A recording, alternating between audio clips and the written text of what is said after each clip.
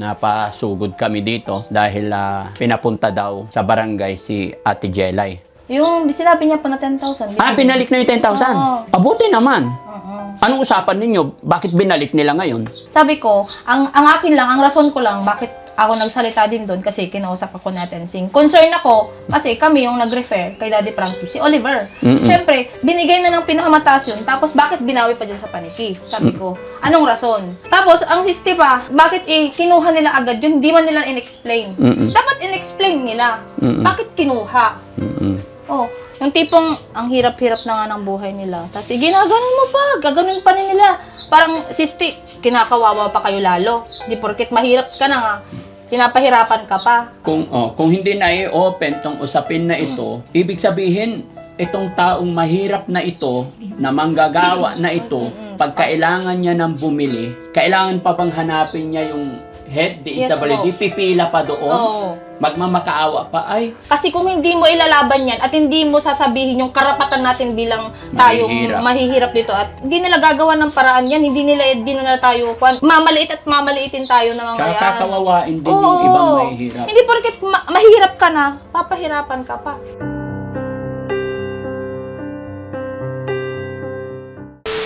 So ayun, mga kababayan, mga kabarangay, nandito na po tayo sa bahay nila Nanay Ansing.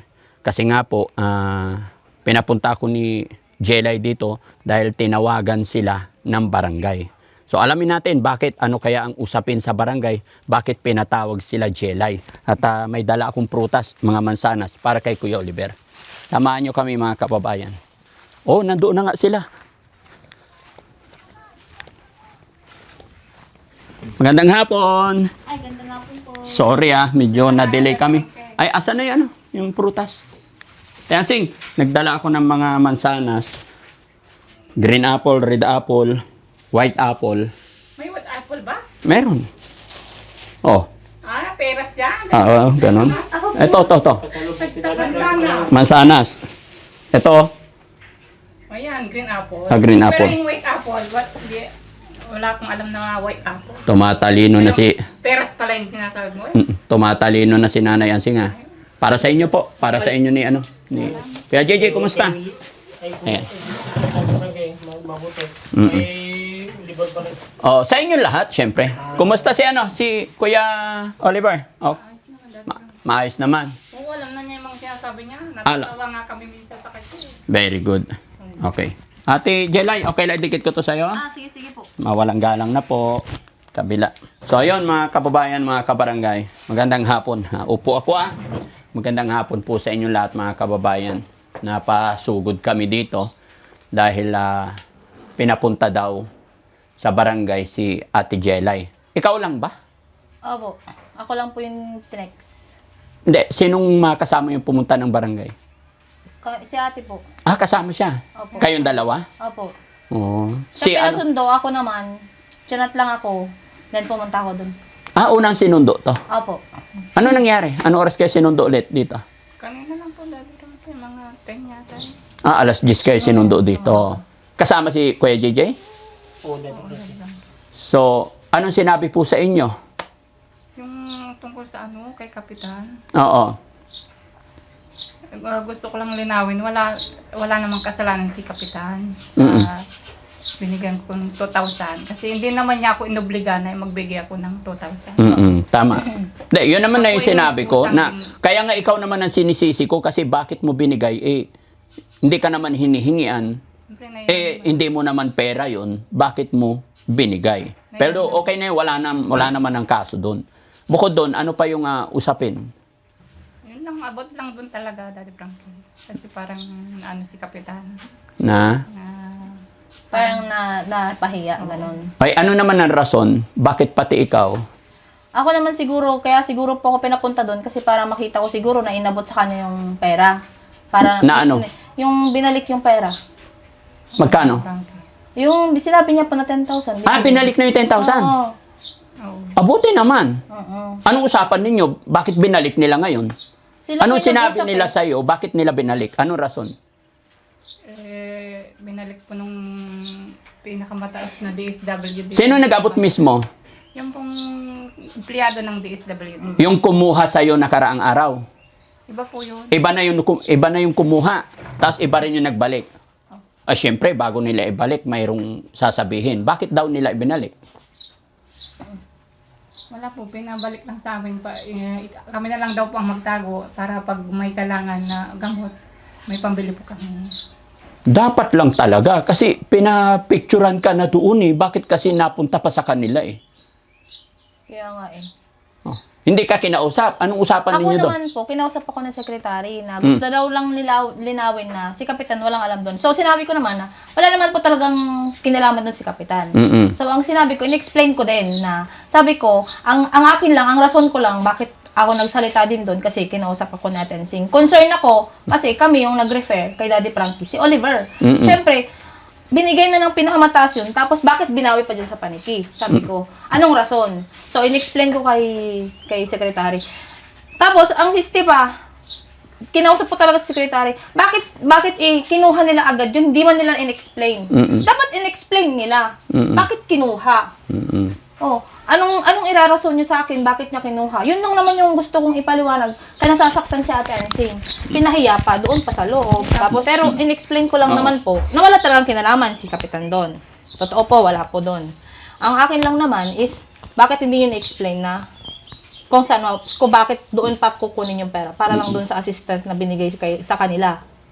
Yun, hindi sila nakapagsalita. Hindi sila nakapagsalita.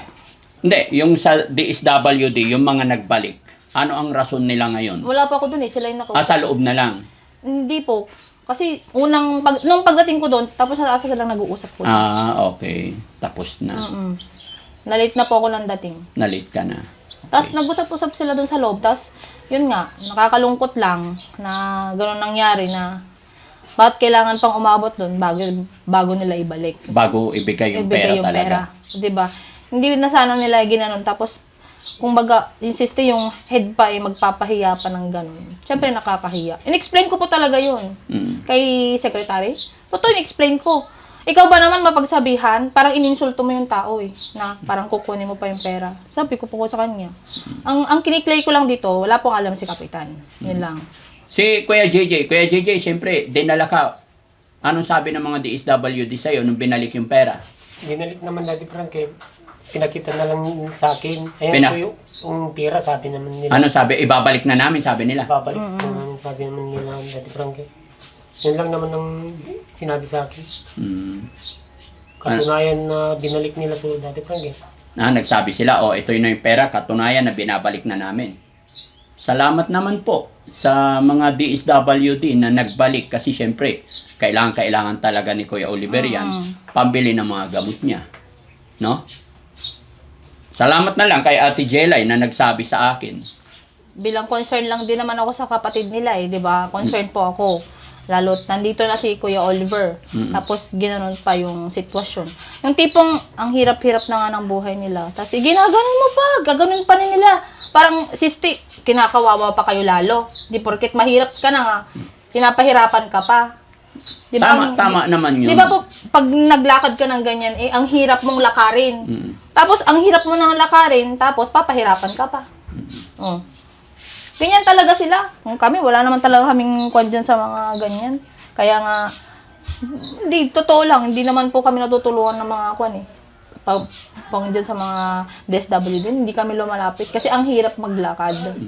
Totoo naman po yun eh. Tsaka ang ano pa dyan, paano kung hindi na-i-open Oo, hindi pa yung naisabi. usapin na ito? Kung hindi ko pa na-open sa inyo, nasabi sa inyo na ganon, edi hindi pa nila... Kung hindi na-i-open tong usapin na ito, ibig sabihin, itong taong mahirap na ito, na manggagawa na ito, pag kailangan niya ng bumili, kailangan pa bang hanapin niya yung head, DSWD, pipila pa doon, magmamakaawa pa, ay, kailangan ko ng ano. Kailangan pa magpapirma ka pa, may ganito, ganyan. Pero ngayong na-i-open, ibinalik. Binalik naman po. Bakit? Kung yung usapan nila. Ano bang usapan niya, te? Kayo na po ang magtago nito, sabi po sa akin. Ito pong pera pang bilhin ng gamot ng kapatid niya. Di, mas maganda kasing lumaban ka, te. Kasi kung hindi mo ilalaban yan at hindi mo sasabihin yung karapatan natin bilang tayong mahihirap dito at nagkakan dito sa lugar na to, hindi nila gagawa ng paraan yan, hindi nila tayo, mamaliitin tayo ng mga Tsaka yan. kakawawain din Oo. yung ibang mahihirap. Hindi porket mahirap ka na, papahirapan ka pa. 'Di ba?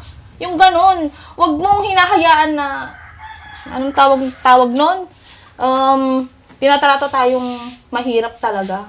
Lumaban ka. Kung ano yung alam mong karapatan mo. Okay naman na, binalik na. Oo nga. Ang sinasabi ko lang para alam ng mga nanonood sa atin na ipaglaban mo yung sarili mo kung ano yung nararapat sa'yo. Gigets mo ako? Oh. Wala pong talagang kasalanan si Kapitan Daddy Frankie. Gusto ko lang linawin at maano din sa mga tao na wala po talagang kasalanan si Kapitan namin. Mabait po si Kapitan namin. Pero anong sinabi ni Kapitan doon? Kasi nung binigay mo yung 2,000, wala naman talaga si Kapitan. Sa driver siguro at saka sa helper. Anong sinabi ni Kapitan sa mga tao niya? Anong sinabi ni Kapitan about 2,000? Tsaka lang daw po niya nalaman nung kwan. Siguro naman kinausap na ni Kapitan yung mga tao niya na sa susunod, kumbaga hindi natatanggapin lalo na't napakahirap ng buhay. Opo. 'Di ba? So magkakaroon din dito ng parang lesson learned sa atin lahat. Kasi alam naman ng lahat, alam din natin na yung service ng barangay is may sariling pondo yan. Pwedeng i-liquidate ang gasolina ng barangay vehicles. Mga ambulansya, basta government vehicle, may pondo yan, may allowance po yan. Although wala naman po talaga si Kapitan nung nangyari na yon. Kumbaga nasabi ko lang na siguro kung hindi aware tong driver ng ambulance at saka ng patrol at saka helper, kung sino may mga tanod na naka-assign dyan, sana naman mapagsabihan ni Kap. Although si Kap, mga kababayan, sa mga hindi nakakaalam, kaibigan ko rin po yan si Kap. Namit na namin, mabuting tao. At sa totoo nga lang po, is nakarating na rin sa bahay. Kung natatandaan nyo yung upload ko noon na nagpapunta ako ng mga senior sa bahay ko galing sa lugar na ito para binigyan natin sila ng bigas. No? Yung mga lola na yon. Kaya alam ko may mabuting kalooban yan si Kap. Yun na lang Kap, syempre, sabihan na lang tong driver natin. Kasi sabi naman although nung una talaga mga kababayan, siya po ang sinabihan ko. Pinagsabihan ko siya. Kasi kaya niya nabanggit, baka daw hanapin ko yung 5,000. Sinabi ko sa kanya, yung 5,000 na binigay ko sa ate, ingatan mo yan para kay Kuya Oliver, budget ni Kuya Oliver. Kaya niya nasabi na baka pag hagilapin sa kanyang 5,000, kaya nakwento niya na naibigay niya doon sa driver ng ambulance, pinangkain ba o ano? Hindi po. Hindi ko na lang po sabi ko na lang po panggasolina. Panggasolina. Ano sabi nila sa'yo? Wala naman po. Mm. Ako naman po ang nagpusang magbigay. Yes. Kasi naya din po ako sa kanila. Pagod na pagod po sila. Na naghihintay ang init po doon. Oo. Layo ng pinuntahan namin. Maghapon talaga. Opo. Kaya sa susunod, Nanay Ansing, sa totoo lang. Pagdating sa mga ganyan, may karapatan po kayo eh. Kung ganun lang din naman ang mangyayari, may karapatan po talaga kayo sa pamilya ninyo. Lahat naman tayo, hindi lang sila. Lahat po tayo mga kababayan. Pag may karapatan tayo, wag po tayong matakot. No? Si Kuya JJ naman, anong masasabi mo sa nangyari Kuya JJ na after ilang araw sa kanila na ibalik yung pera nung napanood nila yung upload natin?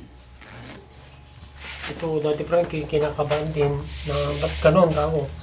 Binigay na nga sa'yo, tapos babawiin naman pala. Pagka hindi tayo nagsalita na bakit di nila balik yun? Oo, goodbye na yun. 'Di ba kung hindi ka magsasalita at hindi mo ilalaban yung karapatan mo, wala na. Bye-bye na yun. 'Di ba? Kung hindi natin na-open to, hindi malaman ng mga tao na ganun pala nangyari, di wala ka nang laman doon. Sa kanila na yun. Hindi ko lang alam Alangan namang pagkailangan mo na, pupunta ka pa para hanapin. Oo.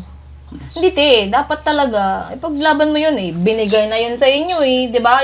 Lagi ko sinasabi sa iyo, sa pinakamataas na binigay sa iyo yun. At Jelay, kaya pala, nung araw na yon na dumating ako dito, dala-dala ko yung gamot na para kay Kuya Oliver, lantan-lanta siya, tapos pulang-pula yung mata niya dalawa. Kaya nang ulo ko Daddy. Sakit na sakit ang ulo mo, pagod na pagod ka. Kaya pala, no? Tapos takot na takot, hindi siya nagsasabi sa akin. Oo. Pero pag alis ko, nagsabi sa'yo. Oo. Masama yung loob niya. Oo. Hirap Hindi niya, na. hindi niya na-open sa inyo yun. Hindi talaga. Kaya nagulat ako eh. Nung nakwento mo sa akin eh. Sabi kasi ko, ano ba kasi sinabi? Ganito, ganyan. Tapos, Oh. ha? Bakit ganon? Eh, di ba hindi niya sinabi sa inyo about doon sa perang yon? Oh. Sabi ko, kailangan malaman nila yun kasi hindi pwedeng hindi nila malaman yun. Karapatan mo yun eh. Nasa sayo na, bakit binigay mo po doon? Dapat di mo binigay. Nakatambart na yung kapatid mo, na-picturean na eh. Siyempre, mayroon ng record yun. Naka-record na yun. Tapos sasabihan ka pa, hindi yung motor-motor na yan. Hindi yung motor-motor na yan, ibigay mo sa akin yung pera na yan. Baka hindi ganun. Pangit. Pangit po talaga. Tapos napahiya ka pa sa loob. O, So, diba? ibig mo sabihin, nagkaroon na intention sana. Sana. Hindi naman po siguro. Daw, siguro. Daddy Frankie. Hindi ko alam. Umano. Kaya nga sabi ko, takang-taka talaga ako nung oras na yun, nung pinuntahan ko nakita ko si Nanay Ansing. Lantang gulay talaga. Kilala mo naman si Nanay Ansing kung Masigla. Oo, masigla yan. At lalong nagiging maganda at lalong nagiging masaya pag may pera. Di ba? Apir mo na yan. Pero tingnan nyo. Kaya naman yung pera niya. Tingnan nyo, ngayon masaya na. Kasi naibalik na Nakapulang- yung 10,000. nakapula nga siya, oh. Binalik na po ng DSWD, mga kababayan, yung 10,000. Salamat po, DSWD. Magpasalamat ka naman. Salamat po, DSWD. Kasi? Maraming salamat kasi binalik nyo na yung pera ng kapatid ko. Alaan nyo po, gagastusin ko po sa kanya yan. Naya naman po ako, kung yung pera na yun, ano lang sa sarili ko, naya naman po ako sa sarili ko. Kasi may sakit na yung kapatid ko eh.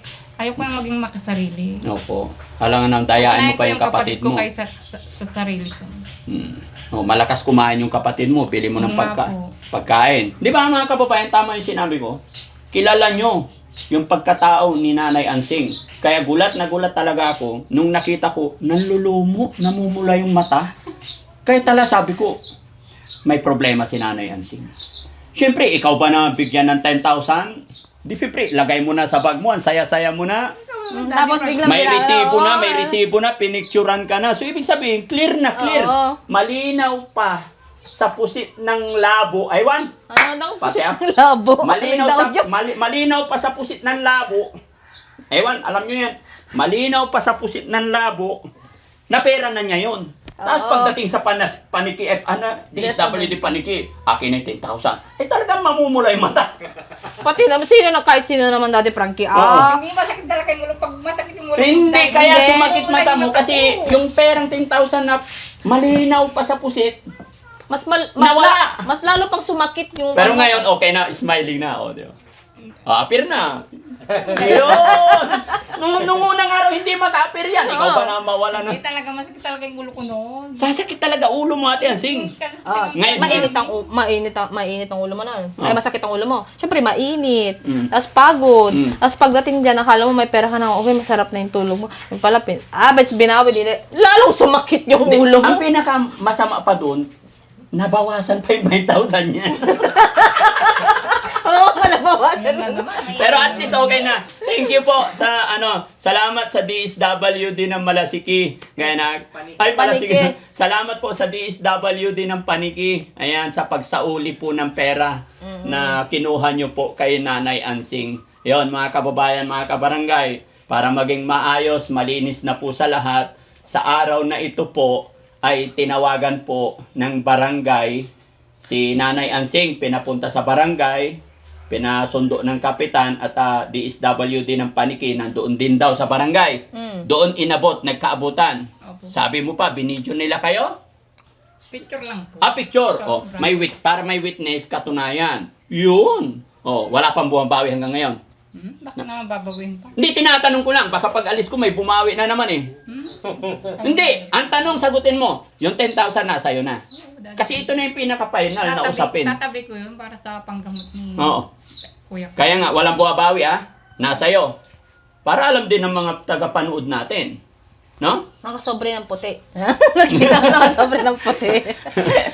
Tsaka ito ba, Jelay, ano ngayon ang masasabi mo? Dahil ikaw ang nag-open nito sa akin, para maging maliwanag din sa mga tagapanood natin.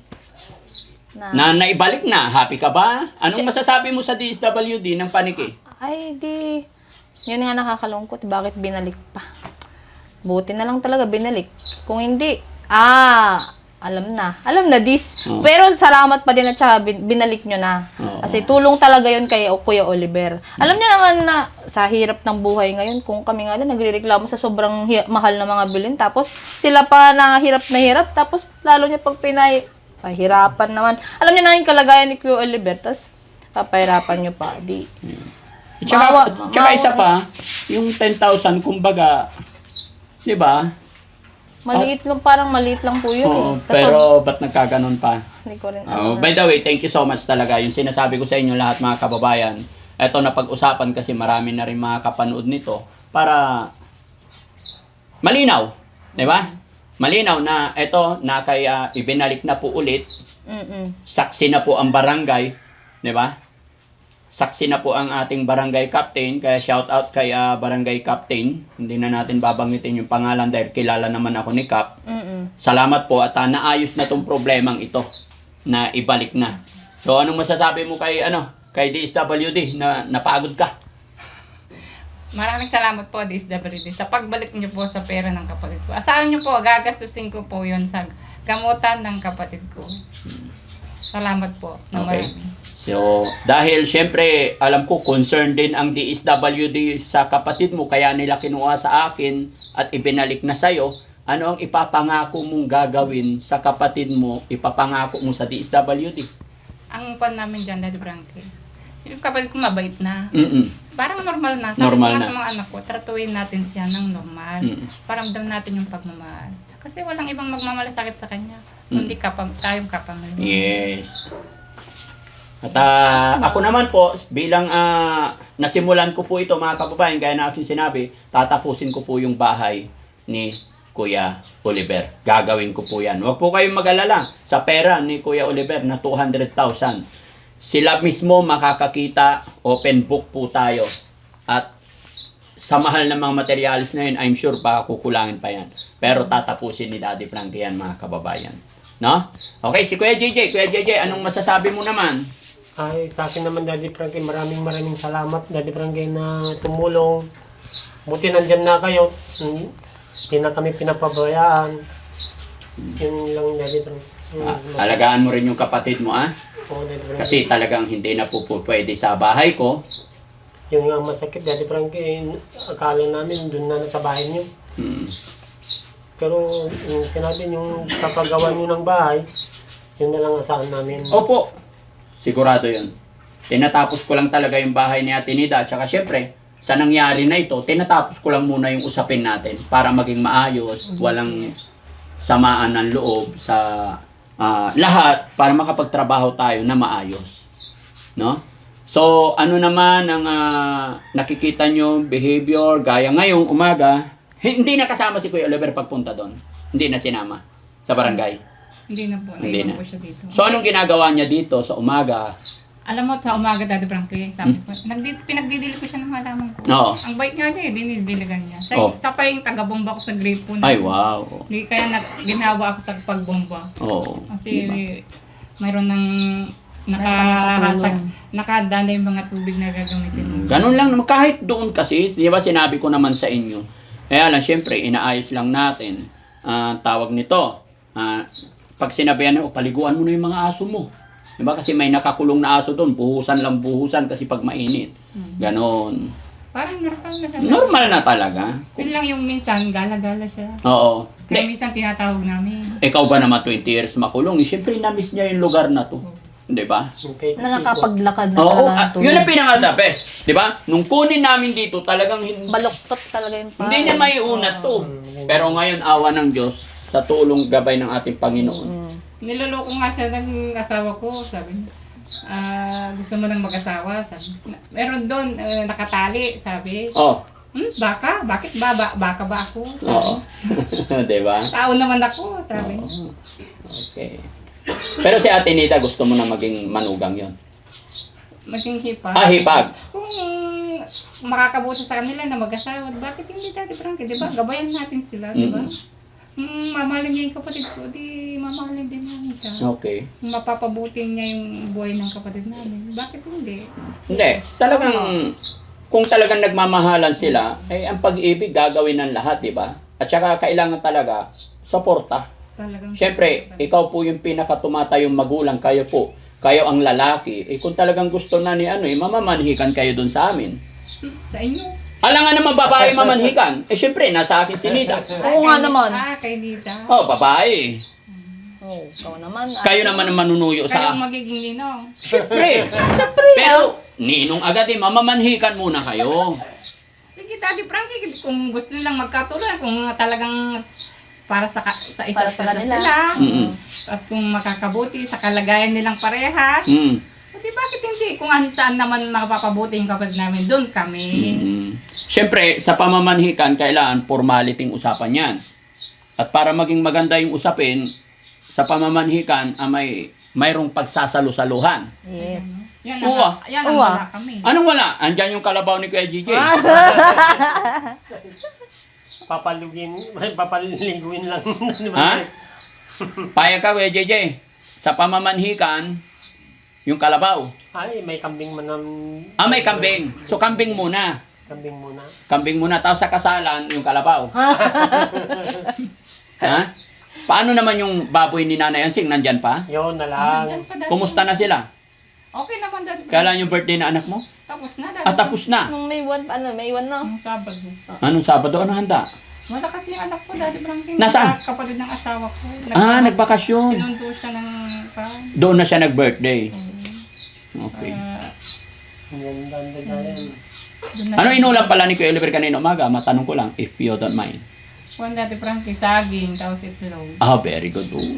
Healthy yun. Hindi naman nakukuha sa magagarang pagkain yan. Kung ano yung pagkain ninyo yan, alam ko, Salo-salo nga kami kumakain. yes, Parang bait na niya. mabait na. Oo. Saka naalala niya yung mga unang-unang nangyayari pa doon. Basta tuloy-tuloy mo lang. Maintenance na nila yung gamot, no? Saka talaga, unang-una talaga, Daddy Frankie, pagmamahal, saka gabay. Totoo yan. Buti na lang talaga. Kaya kung Kaya nga- mayroon tayong taong pasasalamatan sa totoo lang, si Ballpoint Man. Kasi siya talaga yung nag-text sa akin. Siyempre, una sa Panginoon. Gana sinabi ko, matik na yan. Walang doubt, sigad lagi. Pero sabi ko, kung mayroon tayong pasasalamatan dito mga kababayan, isa rin si Ballpoint Man. Siya yung naglapit sa akin. Pinorward sa akin yung picture gabi. Grabe talaga yun. Tinignan ko, nakita ko, hindi ako makapaniwala. Kaya kinabukasan, mga kababayan, pinuntahan ko dito. At hindi pa rin ako masyado na postura pa ako pumunta dito. Pero nung nakita ko yung sitwasyon ni Kuya Oliver, talagang hindi na kagaya ng ibang beneficiary na tinignan ko, mag-iiwan ako ng allowance at sasabihin babalikan. Pero nung nakita ko si Kuya Oliver, ura mismo, pinaliguan ko, binihisan, and then, inuwi ko kaagad. Kasi alam ko, kailangan niya na ng tulong. Kaya salamat kay Ballpoint Man, alam ko mapapanood niya ito. No? At syempre, sa lahat na nagmahal, kay Kuya Oliver, lahat ng sumuporta, lahat ng mga sponsors natin, mga kababayan natin, OFW, lahat po na nagmahal. At sa mga nagbigay ng tulong pinansyal, sa pabahay natin kay Kuya Oliver. Hindi pa naman dito nagtatapos yung ating pagsasama or usapin about Kuya Oliver. Ito na yung officially na na-turn over na si Kuya Oliver. Sa tulong din ng DSWD kung bakit nandito na ngayon. Kaya sa pamunuan ng DSWD sa main, maraming salamat. DSWD ng Malasiki, thank you so much po. Ayan. Sa Region 1, lahat po, thank you. At thank you rin sa DSWD ng Paniki dahil yung perang kinuha yung 10,000 nakaraan ay inaibalik na po ngayon. Masaya na po si Ate Ansing. Hindi na po siya nangihina, hindi na namumula yung mata niya. No? Kaya mga kababayan, salamat po sa lahat. Abangan nyo na lang po yung ipapagawa ni Daddy Frankie na bahay ni Kuya Oliver. At nawa, basbasan ng Panginoon ang katawan ni Kuya Oliver na tuloy-tuloy. Ganon din kay Nanay Ansing kasama ng kanyang pamilya. Siyempre kasama rin dyan si Kuya JJ na pagtulungan na nila, hindi na nila pababayaan ang kanilang kapatid. Pagkain lang po ang kailangan tsaka gamot, normal na yun. Okay? Yan, may prutas tayong dala. Hanggat kaya ko mga kababayan kasi hanggang ngayon may prutas pa rin sa shelter para sa mga beneficiary pero wala na. So ang gagawin ko na lang, dadalhin ko na lang sa mga beneficiary natin. Naalala ko pala, Nanay Ansing, sinong nagbigay sa'yo ng pera sa Dagupan? Yung mga DSWD, Region 1, Daddy Frankie. AICX, yung sinabi mo? Ay, yung mga ano yun. Taga DSWD din. Kaya nga, sa kanila galing yung pera. AI. AX. Oh, yun ang tawag doon. Daddy Frankie. Para kay Kuya Oliver, di ba? Tama ba yun mga kababayan? Kung may nakuha galing sa AX, tama? Oh, Daddy Frankie. Para kay Kuya Oliver, kaya siguro kinuha dito para makaklaim si Kuya Oliver. So, ibig sabihin, sila Bandam, sila Junjun, sila JR, meron din kaya silang natanggap. Di ba? Palagay nyo lang mga kababayan, paki-comment nyo dyan. Maging ako hindi ko rin po alam kung may natanggap din kaya sila o wala. Pero siguro wala kasi wala silang pamilya eh. Oh, Daddy Frankie. Ha? Hindi ko lang alam kung meron silang natanggap, Daddy Frankie. Pero pag may, gaya ni Bandam, pag may pamilya, doon siguro napunta sa pamilya. Eh, ang problema, walang pamilya, saan mapunta yung budget ng mga beneficiary na yon? Ang alam ko kasi, Daddy Frankie, yung walang pamilya na sina Junjun, kasi hindi man siya nagsasalita, ilalagay sa isang pasilidad Mm-mm. sa Dagupan. Ganun Okay. yung pagkakarinig ko. Ganun kasing sinasabi ng mga DSWD. So wala silang allowance? Hindi ko lang din alam, Daddy. Oo, okay. Kahit ako, wala akong alam dyan. Although sa DSWD na yan, mga kababayan. So ayun mga kababayan, mga kabarangay. Muli po ako ay magpapaalala, magmula po sa araw na ito, bawal na po magpunta sa aking bahay dahil yan po yung kasunduan namin. Kung tutulong man po ako mismo ang pupunta sa inyong mga bahay. Bawal na po pumunta sa aking bahay. No? At kung meron man kayong mga gustong isuggest sa akin, mag-email po kayo. Kuya Rab, pakilagay yung email ko dyan para hindi sila nahihirapan. Kung sakaling may pagkakamali ako or may pagkukulang ako, mag-email lang po kayo para mas mapabuti ko pa at mas may improve ko pa. Kung mga may nababanggit akong hindi maganda, hindi nyo nagustuhan, email nyo lang po ako mga kababayan. Willing po kaming magbasa ng inyong mga suggestion para mas mapaayos pa natin, mapalawig pa natin. Maraming salamat po mga kababayan. Muli po shout out sa barangay captain natin dito. Salamat din po at isa kayo siguro sa dahilan na naibalik na yung pera ni Nanay Ansing. No? Mabuhay po tayong lahat mga kababayan. God bless po. Thank you so much.